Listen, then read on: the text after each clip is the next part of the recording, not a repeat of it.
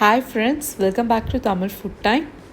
இன்னைக்கு வீடியோவில் pepper mushroom gravy எப்படி நம்ம வந்து சூப்பராக பண்ணலான்னு பார்க்கலாம். வாங்க வீடியோக்குள்ளே போகலாம்.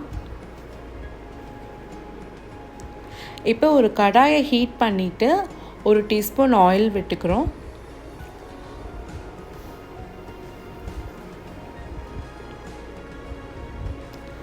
இப்போ நம்ம பெப்பர் மசாலா எப்படி பண்ணுறதுன்னு பார்த்துடலாம். 2 டீஸ்பூன் மிளகு எடுத்திருக்கேன்.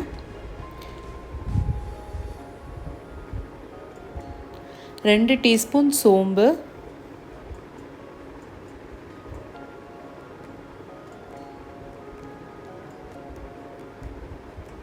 1 டீஸ்பூன் சீரகம்,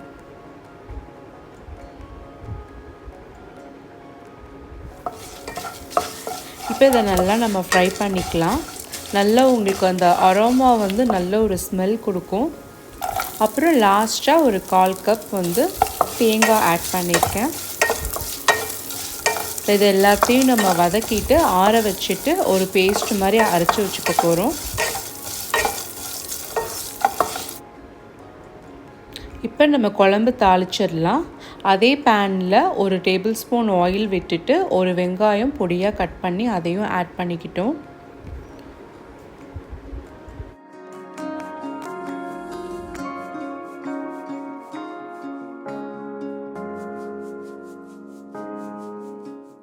வெங்காயம் நல்லா ஃப்ரை ஆனதுக்கப்புறம் 1 டீஸ்பூன் இஞ்சி பூண்டு விழுது ஆட் பண்ணிக்கலாம்.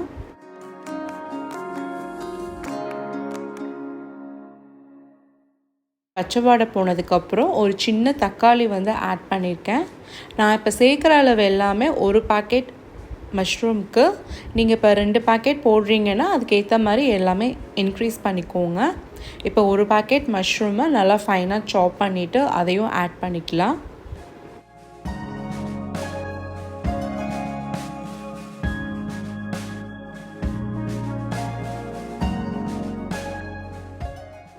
இப்போ இந்த மஷ்ரூமில் 1 டீஸ்பூன் சால்ட் வந்து ஆட் பண்ணிக்கிறேன்.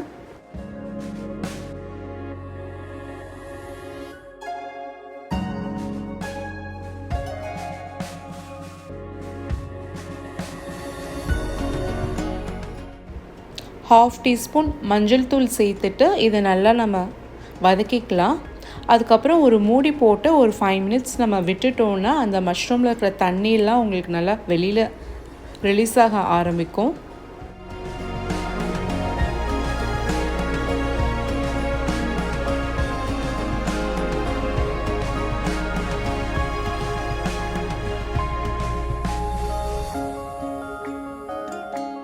மஷ்ரூம் நல்லா வதங்கினதுக்கப்புறம் 1/2 டீஸ்பூன் சில்லி பவுடர், 2 டீஸ்பூன் தனியாத்தூள் ஆட் பண்ணிக்கலாம்.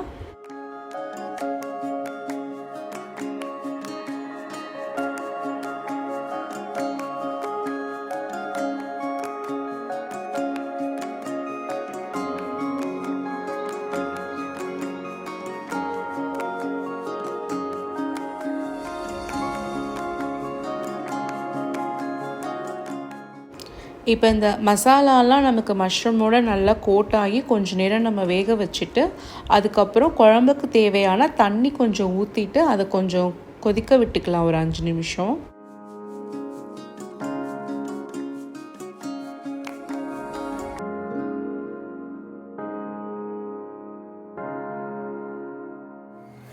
இப்போ குழம்பு நல்லா கொதிச்சிட்ருக்கு. இந்த டைமில் நம்ம அரைச்சி வச்ச மசாலாவை ஆட் பண்ணிக்கலாம்.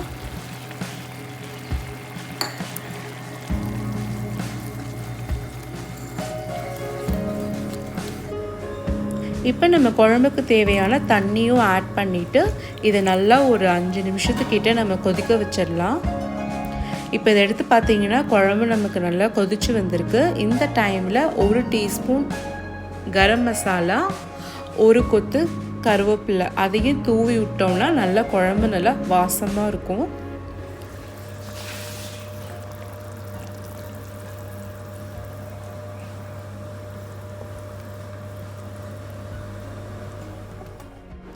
ஸோ இப்போ நம்ம பெப்பர் மஷ்ரூம் கிரேவி சூப்பராக நமக்கு ரெடி ஆகிடுச்சு.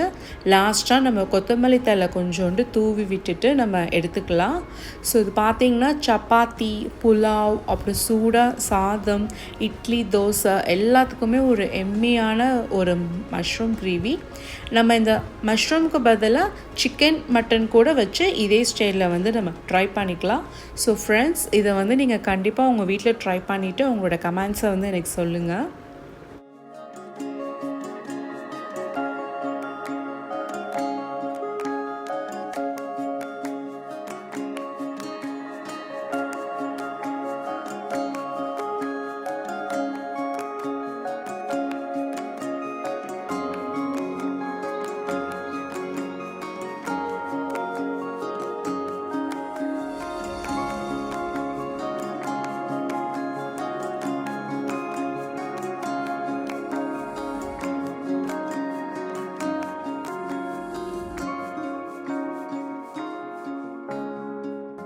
உங்களுக்கு இந்த வீடியோ பிடிச்சிருந்ததுன்னா நம்ம சேனலை சப்ஸ்கிரைப் பண்ணுங்கள், லைக் பண்ணுங்கள், ஷேர் பண்ணுங்கள். தேங்க்ஸ் ஃபார் வாட்சிங்.